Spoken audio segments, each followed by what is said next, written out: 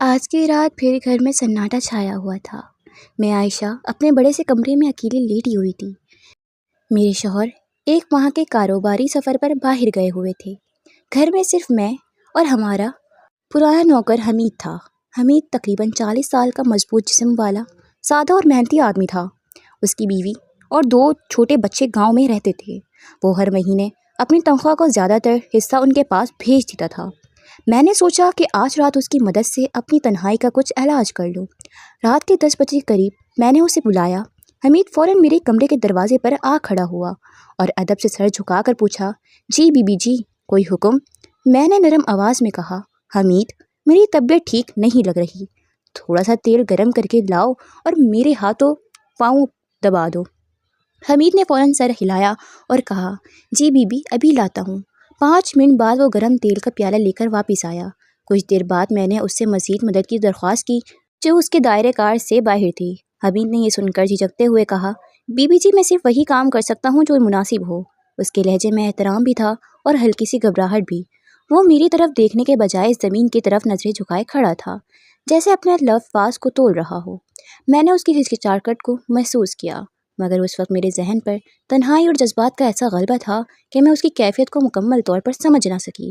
میں نے اسے سمجھانے کی کوشش کی اور کچھ لالچ بھی دی، لیکن حمید کے چہرے پر سنجیدگی آ گئی۔ اس کے اندر ایک فاسد کشمکش تھی، ضرورت اور اصول کے درمیان۔ ایک طرف اس کی زندگی کی مشکلات، اس کے بچوں کی ضروریات اور گاؤں میں موجود اس کا خاندان تھا، اور دوسری طرف اس کی پرورش، اس کے اصول اور اس کی ایمانداری۔ کمرے میں ایک لمحے کے لیے خاموشی چھا گئی۔ وہ خاموشی بظاہر معمولی تھی، مگر در حقیقت اس میں بہت کچھ چھپا ہوا تھا۔ میں اپنی جگہ بیٹھی اسے دیکھ رہی تھی اور وہ اپنے خیالات میں گم کھڑا تھا۔ اس کی آنکھوں میں ایک الجھن تھی، جیسے وہ اپنے اندر کسی بڑی جنگ کا سامنا کر رہا ہو۔ آخر کار اس نے مضبوطی سے انکار کرتے ہوئے کہا، بی بی جی، میں یہ کام نہیں کر سکتا۔ میں اپنی ذمہ داریوں اور اصولوں کے خلاف نہیں جا سکتا۔ میں غریب ضرور ہوں، لیکن اپنی عزت اور ایمانداری پر سمجھوتا نہیں کر سکتا۔ اس کی آواز میں اب پہلی والی جھجک نہیں تھی، بلکہ ایک پختگی اور یقین تھا۔ اس نے جیسے اپنے دل کا فیصلہ سنا دیا ہو۔ اس کے الفاظ سادہ تھے، مگر ان میں ایک ایسی طاقت تھی جو سیدھی دل میں اترتی تھی۔ میں نے پہلی بار اس کی طرف غور سے دیکھا۔ وہ وہی عام سا آدمی تھا جسے میں روز دیکھتی تھی، سادہ لباس، محنتی ہاتھ اور تھکا ہوا چہرہ، مگر اس لمحے میں وہ عام نہیں لگ رہا تھا۔ اس کی شخصیت میں ایک عجیب سی عظمت محسوس ہو رہی تھی۔ اس کی باتوں میں سچائی اور کردار کی مضبوطی واضح تھی۔ اس نے مزید کہا، انسان کی اصل پہچان اس کے اخلاق اور کردار سے ہوتی ہے، نہ کہ اس کی مالی حالات سے۔ یہ الفاظ سن کر جیسے میرے اندر کچھ ٹوٹ سا گیا۔ میں نے کبھی اس زاویے سے سوچا ہی نہیں تھا۔ میرے لیے زندگی کی آسانیاں اور آسائشیں معمول کی بات تھی، مگر اس کے لیے یہ سب خواب تھے۔ اس کے باوجود وہ اپنی حدود کو جانتا تھا اور ان پر قائم تھا۔ اس کی باتیں سن کر مجھے اپنی غلطی کا احساس ہوا اور میں شرمندہ ہو گئی۔ میں نے محسوس کیا کہ میں نے اپنی وقتی کمزوری اور تنہائی کی وجہ سے ایک ایسا قدم اٹھانے کی کوشش کی جو نہ صرف غلط تھا بلکہ کسی عزت نفس کو بھی ٹھیس پہنچا سکتا تھا۔ میں نے دھیرے سے کہا، حمید، مجھے معاف کر دو، مجھ سے غلطی ہو گئی۔ میرے الفاظ میں پچھتاوا تھا، مگر میں جانتی تھی کہ کچھ غلطیاں ایسی ہوتی ہیں جنہیں صرف معافی مانگ لینے سے مکمل طور پر ٹھیک نہیں کیا جا سکتا۔ حمید نے میری بات سنی، مگر اس نے فوراً کوئی جواب نہیں دیا۔ اس نے چند لمحے خاموشی اختیار کی، جیسے وہ اپنے دل کو سنبھال رہا ہو۔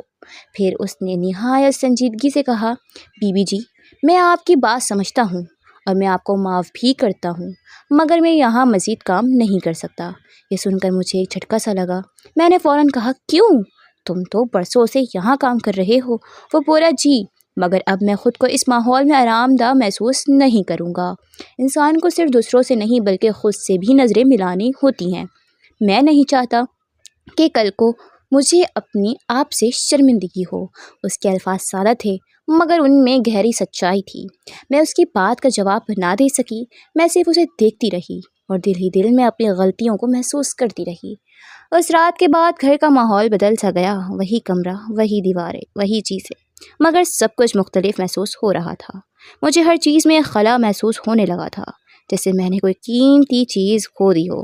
اگلے دن حمید نے اپنا سامان سمیٹا۔ وہ زیادہ بول نہیں رہا تھا۔ اس کے چہرے پر نہ کوئی غصہ تھا، نہ کوئی شکوہ، صرف ایک خاموشی تھی جو بہت کچھ کہہ رہی تھی۔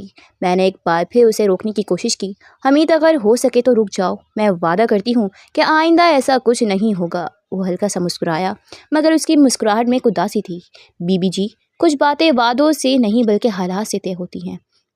بہتر یہی ہے کہ میں چلا جاؤں۔ یہ کہہ کر اس نے اپنا سامان اٹھایا اور دروازے کی طرف بڑھ گیا۔ اس کے قدم آہستہ تھے مگر فیصلہ مضبوط تھا۔